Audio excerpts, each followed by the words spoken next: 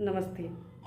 मैं बहुत कभी-कभी कुछ-कुछ ऐसे केसेस आते हैं जिसमें बहुत हँसी आती है। मेरे पास एक बहुत सीनियर सिटीज़न है, वो आते हैं, वो कहते हैं कि बेटा जो कि मुझे मेरे बेटे-बहू खाने-पीने को नहीं देते, मेरा बेटा मेरी बहू को ही सब कुछ जानता है, जानना चाहिए भी अच्छी बात है।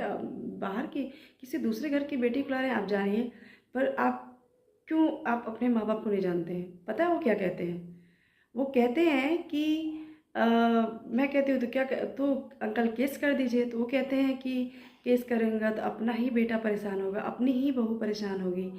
और अगर थोड़ा-सा टाइम निकाल के अगर ये आप सोच लेते कि वो जो बुज़ुर्ग हैं, दंपति हैं, देखिए एक बात तो मैं इस बात को एक्सेप्ट करती हूँ कि जो बुज़ुर्ग दंपति होते हैं ना, चाहे वो बिल्कुल बच्चों के समान होते हैं। जैसे बच्चों को चीज़ें और एडजस्टमेंट नहीं मिलती है तो चिल्लाने लगते हैं, बुजुर्ग दंपति भी कुछ-कुछ ऐसे करते हैं, मैं मानती हूँ।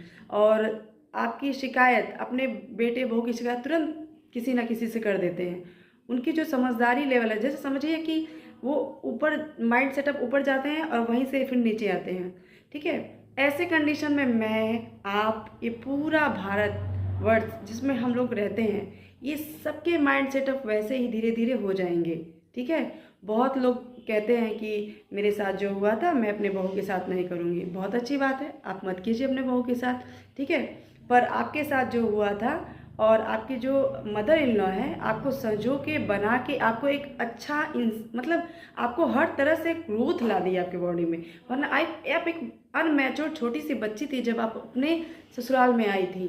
और जब आप अपने ससुराल में आपको ट्रेंड किया गया, आपको एक डिसिप्लिन में रखा गया, तो ये डिसिप्लिन को आप चैलेंज समझिए, ठीक है? इस डिसिप्लिन को आप चैलेंज समझिए, झुक के रहना सीखिए, उनकी बातों को सुनिए, अगर ज़्यादा कहती हैं तो वहीं रुकिए और तुरंत अपनी बातें क्लियर कीजिए कि मम्मी आप ऐसा करेंगी तो घर की शांति अशांति में हो जाएगी। लेकिन इतना दुर्व्यवहार मत कीजिए कि कोर्ट के दरवाजे खटखटाने पड़े और कोर्ट के दरवाजे खटखटाने पड़े, उनकी आत्माएँ वहाँ जाके रोए जहाँ पे लोग बड़े ही दुख तकलीफ़ से सुनते हैं किसी की बातें। और मंदिर, कोर्ट कहाँ जाएँगे ये लोग? आत्मा की शांति के लिए मंदिरों में जाते हैं, फिर कोर्ट में जाते हैं। ऐसा मैं नहीं कह रही हूँ कि सारे जो बुज़ुर्ग दंपति हैं वो इसीलिए जाते हैं, लेकिन शांति उन्हें चाहिए होता है, ठीक है?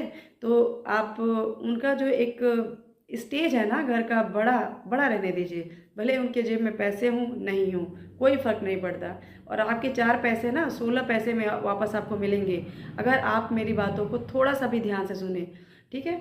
भारत की परंपराओं को और भारत की चीज़ों को